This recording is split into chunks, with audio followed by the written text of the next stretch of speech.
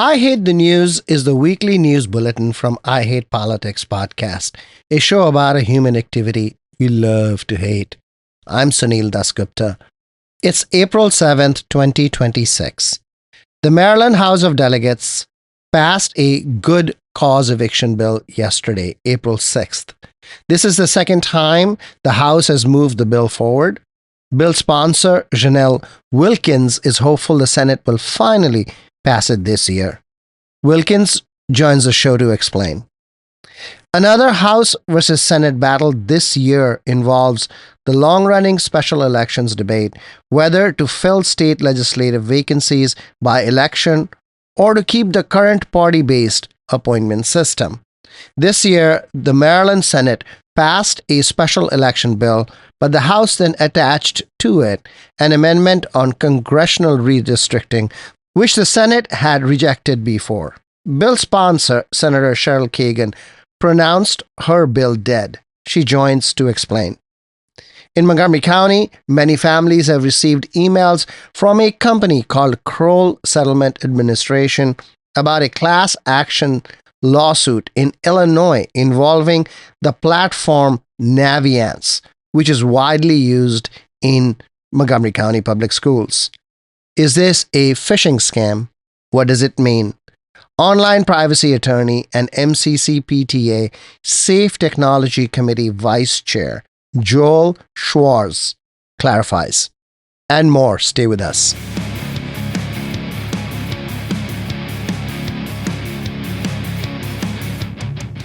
I Hate Politics is a podcast about our neighborhoods, workplaces, schools and streets, and our local governments as they function in diverse and democratic societies.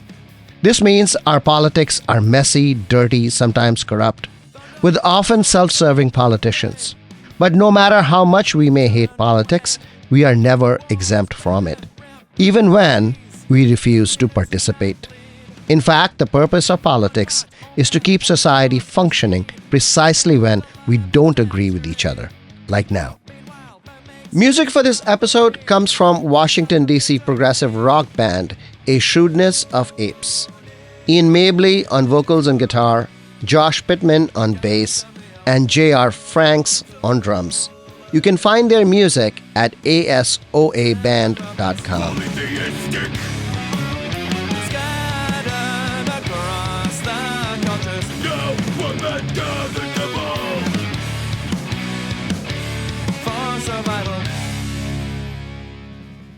The housing cost problem comes in two types, home ownership and renting. They are related, but also affect different people. The problem of high rental costs is faced by the young, folks who tend to move often, and by the poor. For the middle class, it is almost a given that if you can afford to buy your own home, you will. While rent control has long been a part of cities like New York, the suburban adoption of rent caps reflects the extent to which housing has become unaffordable everywhere. And elected leaders have used rent stabilization control to provide help, overriding criticism that rent laws discourage new investment in housing, constrain supply, and keep rents high. The challenge has been harmonizing the immediate needs of residents with the long-term solutions. It was an economist, Keynes no less, who most eloquently pointed out the supremacy of the political imperative. In the long run, we are all dead. While an effective coalition for rent stabilization emerged in Montgomery and Prince George's counties, municipalities such as Rockville and Gaithersburg do not see one. Though it is noteworthy that the city of Tacoma Park has had rent stabilization since the 1970s. Delegate Janelle Wilkins, who represents Tacoma Park, took the cause of renter protection to the state using a related argument called good cause eviction, which seeks to compel landlords to provide reason for terminating leases. Not just use eviction to punish renters who complain about housing conditions, or as a way of finding new renters who could pay more. Janelle Wilkins joins us. The House just passed your good cause eviction bill. When did you start on this? I started on this bill my second year in the legislature, and it started off as a local Montgomery County only enabling bill. That would have been in 2018. So this is about the ninth year that I've introduced this bill. And this is the second year that the House has passed it? Yes, the House previously passed it in 2024, and we've now, for the second time, ratified and stood behind this bill and passed it again into the Senate. And we have time in session now for the Senate to take action for final passage. Are you hopeful? I'm very hopeful. I'm hopeful. I'm excited. I've been around long enough to know that anything can happen. I have seen bills that were completely dead come back to life. And I've seen bills pass in one day. So we're going to keep pushing. We're fighting. We're building momentum. And it's really important that we get this done in this session. Explain the bill. Well, good cause eviction is about providing a reason. When a landlord decides not to renew a lease, good cause requires that the landlord provide a justifiable reason, and those reasons are outlined in the bill. It could be breach of lease. It could be that the tenant was a nuisance. It could be that the landlord is just taking the home off the market. There are a number of reasons that are outlined in the legislation. And the basic premise of it is that losing your home should have a standard to it. People should not be losing their homes for absolutely no reason at all. And if a tenant is paying their rent, if they're following the rules, they should have the opportunity to be able to stay in that place and to keep the roof over their head. The problem you were trying to solve, I imagine, is that tenants were being thrown out even after paying the rent regularly, even after being good tenants, because landlords could then get a higher rent from a new tenant. Or because the tenant is speaking up. We have a lot of renter rights legislation, and tenants, whether it is speaking up about mold on the property, security issues, organizing a tenant association. We see that time and time again, a renter speaks up and stands up, and then next thing you know, the landlord will say, it's time for your lease renewal, and I don't have to give you any reason at all. It's time for your lease renewal, and I'd like you to leave. What is the connection between good cause and rent stabilization? I think they're both renter protections, but this legislation, I think it's important to note that good cause is law all across the country. For example, Colorado in 2024, the same year that this bill passed the House, Colorado, it achieved final passage. Adding good cause eviction is another really important protection for families around stability. It has surpassed race. It has surpassed income, because I can think of a particular Bethesda resident who there was a door that was broken and the landlord was not taking care of the situation, and he filed a complaint with landlord tenant in Montgomery County, and next thing you know, the lease comes around and he's being put out. I go and watch rent court, and I encourage various renter advocates, people on different sides of the issue, to just go watch, go look specifically at a docket that deals with tenant holding over cases, which is the particular specific type of law that this bill falls under. What you see is people, particularly very diverse people, almost always people of color, many seniors, many people with physical disabilities that you can see walking in, looking in pain, walking into that courtroom in physical pain. And when it's time for their case to come up, all the judge says is, was the proper notice provided? Yes, it was. You're out. You see the tenant trying to tell their side of the story that, hey, this is retaliation, or I don't have anywhere to go. I'm still in the property because I literally have nowhere to go. But they have no defense, no reason, no ability to even have a chance to be able to keep the roof over their heads. Explain, please, what tenant holding over means. Tenant holding over is when a lease is up and the tenant is still at the property. And that is when a landlord usually files to bring them to court and have them evicted. When your bill passed the House in 2024 and went to the Senate came back and said that You can either have rent stabilization with something called vacancy control, which is the prohibition that landlords can raise rents between tenants to whatever they want, that even between tenants, you have to maintain some control of the rent increase. Either they could have vacancy control or they could have good cause, which is what your bill is, because they did make that case. Yes, they did. So in 2024 and then 2025, that's what held the bill up in the Senate. And I don't think that we should have to choose between renters having the stability of having a reason if they're evicted, and also the affordability provision that is vacancy control, which strengthens rent stabilization. There is another criticism that has been leveled, which is that adding more renter protection laws, whether it's stabilization or just cause eviction, discourages investment in new housing. And so that then causes the supply to be restricted and rents to remain high. I think that we have shown in recent studies that that's not the case. There's University of Minnesota that did an entire study on this and looked at neighboring jurisdictions and compared housing choices and permits, and actually found that that was not the case. They looked at California, Oregon, and New Hampshire. Those are places that have good cause eviction. So Tacoma Park, which is in your district, the city of Tacoma Park, that has had rent stabilization since the 1970s. And so one of the criticisms that is made about Tacoma Park is that there has not been a new multifamily, like large multifamily apartment building built there for 40 years, 50 years. I think in Tacoma Park, there is an amazingly strong and beautiful activist community. And I think that Tacoma Park residents and very active Tacoma Park residents make sure and have a very strong voice around what they want and don't want in their communities.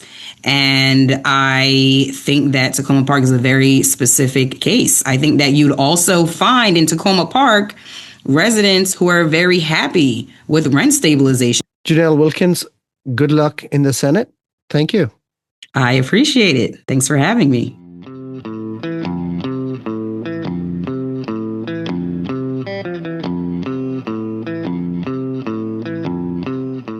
Last week, we reported Senator Cheryl Kagan's special election bill that had passed the Senate and gone to the House, where it was given an amendment related to congressional redistricting, and then was sent back. Earlier, Kagan, together with Senate President Bill Ferguson, had strenuously rejected the governor and the House's efforts to redistrict away the last Republican congressional seat in Maryland from Congressman Andy Harris.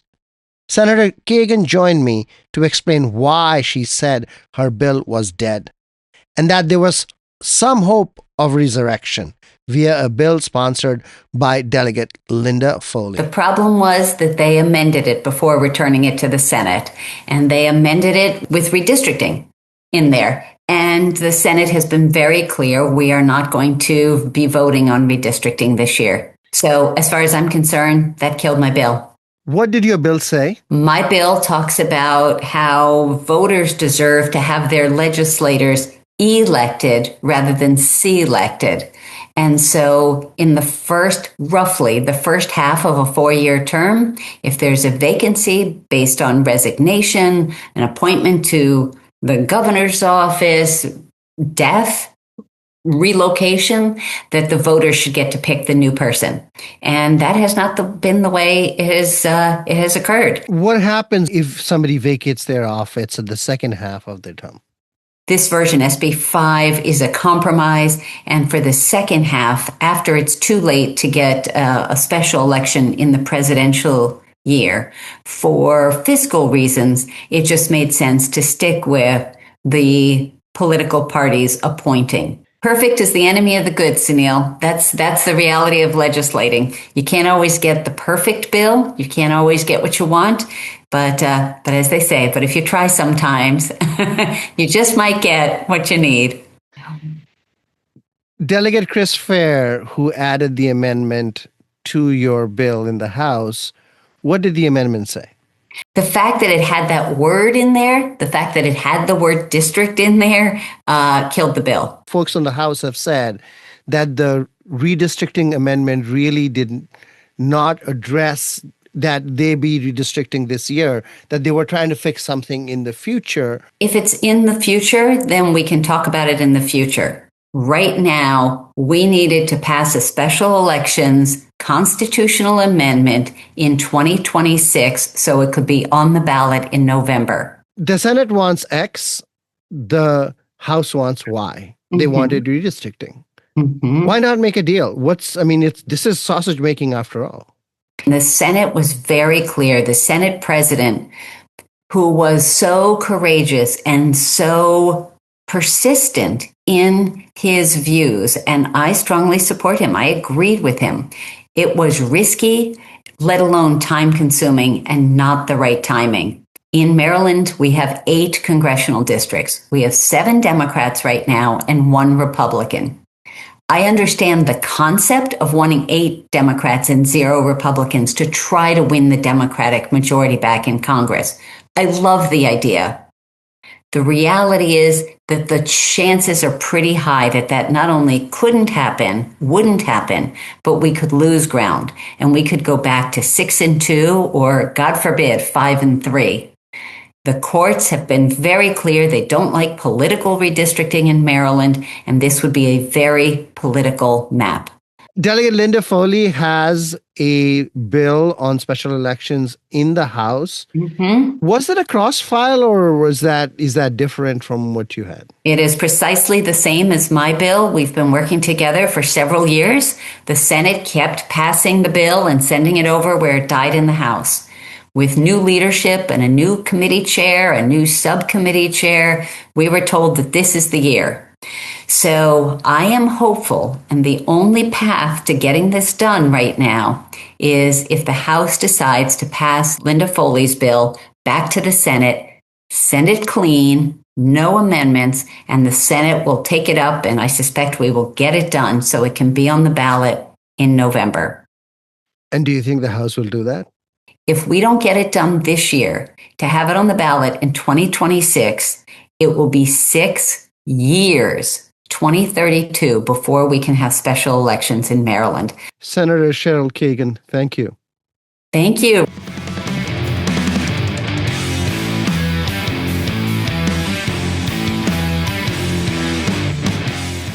Last week, many MCPS families received an email message from a company called Kroll Settlement Administration, LLC, which told the story of a class action lawsuit involving an academic career planning software platform widely used by MCPS called Naviance. The email identified students by name, and obviously they had the associated parent email addresses. It looked like phishing. What was going on?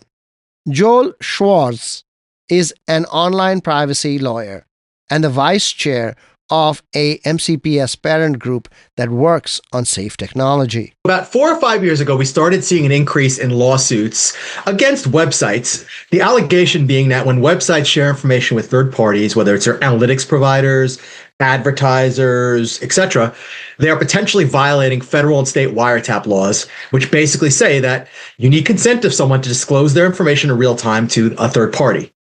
And if these websites use third parties like advertisers or analytics providers and don't tell you, the visitor, that that's happening, arguably, they're potentially disclosing it without your knowledge and consent. That appears to be one of the main issues at the core of these pleadings relating to this case that Kroll is sending settlement notices about, which is basically Chicago, Illinois, and an individual there apparently filed a class action against Power School and Naviance, which subsequently bought up Hobson, which owns also other programs. There are almost a dozen and a half or more causes of action named in the settlement, and there is lots and lots of litigation that's occurred over the past 2 to 3 years, motion practice, discovery. So I've only scanned a few of the pleadings in the settlement, but my understanding at this point in time is that basically, apparently after 2.5, 3 years of litigation and discussion and motion practice trying to get the case dismissed, the parties finally earlier this year agreed on a settlement, which went to a judge. The judge approved the settlement pending notification, and now that's the notice that everybody's getting, basically saying you are eligible for getting recompense under the settlement agreement if you want to join the settlement and file a claim. The settlement is for $17 million or so, right? Overall, for all class members who choose to participate in the settlement, yes. Which is pennies, correct? Across the country? Once the lawyers get their percentage, and then it gets divided by everybody who files a claim, etc., it can be very little. I don't know how much it is, but I never seen a lot of money come out of these. Right. So it's not the money that is the important part here. What is the important part here is that there is some recognition of the fact that the system was not working in the way it was expected to work. In addition to the $17 million or so, Naviance also has to agree to work with Heap, who's the analytics provider. And many people probably are familiar with Google Analytics. Heap is another provider. It's just not Google. And Heap has to delete all the information they collected during the time period without consent and knowledge. They also have to go to all their third-party providers, they being Naviance, and tell them they're advertisers and also ask them to delete the information. Well, what that disclosure tells us then is that they were disclosing information about our children who were using products in school, unaware they were using products even owned by Naviance, and advertising to them without our knowledge or consent. So it's a larger issue than just this. And by the way, to be part of the class, apparently you just have to have used the product during a given period for 5 years. Who is going to monitor that this data is actually deleted? The court theoretically should monitor it. And what should theoretically happen is that after they fulfill their obligations, they go back to the court and say, hey, we did what you told us to do. But how do we know actually Heap and or these other third-party advertisers actually deleted the data? Did they sell it to others first? Did they just take the information and use it to create dossiers and delete the data they got, but then keep it someplace else? Unless somebody does a more thorough vetting and audit, we're not going to know that. And that's not what's required under this requirement. Basically, Naviance is required to change their privacy policy to provide notice and to tell the third parties to delete it, and they get certification, which is basically a letter or a notice saying, we deleted it. But nobody's really checking as far as I can know.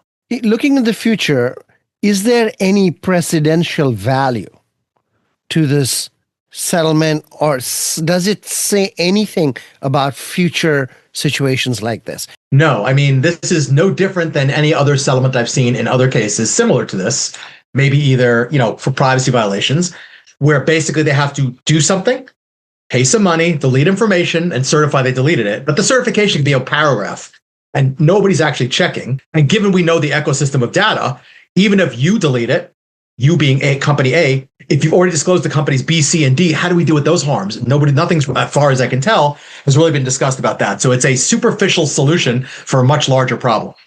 And $17 million in the scheme of things is the cost of doing business. Yes. Given the size of Naviance and Hobson, et cetera, Power School, $17 million does not look like that big of a amount. And by the way, I should note that as far as I recall from recently, Naviance, which owns Hobson and owns Power School or vice versa, are actually all owned by a company called Vista Equity Partners, an equity investment firm. One of the larger questions as well is that these lawsuits are based on the idea that somebody gives consent. It is unclear who needs to give consent in a classroom situation. Is it the student who is a minor? Is it the parent? And in that case, does the student come home to get it? FERPA, the Family Educational Rights and Privacy Act, which was passed in 1974, way before the internet actually existed, says that schools have the ability to consent on behalf of parents when they're providing, services for educational purposes. Arguably, you could argue there's an educational purpose, and theoretically, then the school could consent. But that seems a little odd in this scenario because the school did sign a contract with them. So maybe their theory is that once they now sign this settlement agreement, they tell schools, hey, we're selling information for advertising purposes, we're sharing with analytics providers, et cetera, that schools can consent on your behalf. I would, as a parent, like to be asked this question and make my own choices. But it's really not clear to me at this point in time who's being asked to consent. But you're right. The students cannot agree to it because they're still minors. And more importantly, I don't think anybody should be advertising to my children in a school setting when you're using something for educational purposes. So why would you even ask for consent in that situation? It seems like that's a non-starter, at least from my perspective. So seems like the problem is applying a way too old law or legal system to a problem that is more contemporary. The school district, by definition, everything it does is in service of education. So potentially everything that they have done qualifies under the 74 FERPA law. But that, it seems, needs change to take into account contemporary problems. It's not well designed for this. But the Department of Education, the federal Department of Education that oversees FERPA, has said, number one, that as long as there is direct oversight, which means they have a contract with the school, which could be in terms of service, that is enough for them under FERPA. And number two, we've been told by them that, unfortunately, because the only option they have under FERPA, if a school violates FERPA, is to basically remove money from them, federal funding, and they don't want to do that, there's been no enforcement of FERPA, as far as I know, in years. Can this governance gap be filled at the state level, or is it only possible to fill at the federal level? Unfortunately, FERPA specifically vests authority for enforcement only in the Department of Education, the federal Department of Education. So if you're going to sue under FERPA, yes, you theoretically could have AGs enforce it, but they'd have to change the law first to allow for that.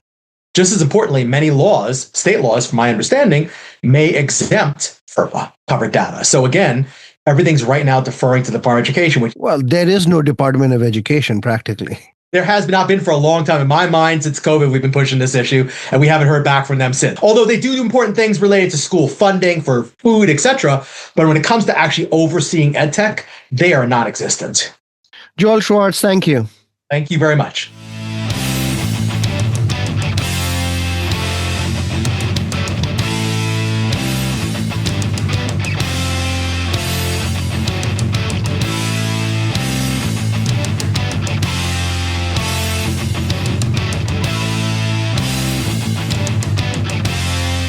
That's all for this episode. Be sure to check out our feature interview series that comes out Friday mornings.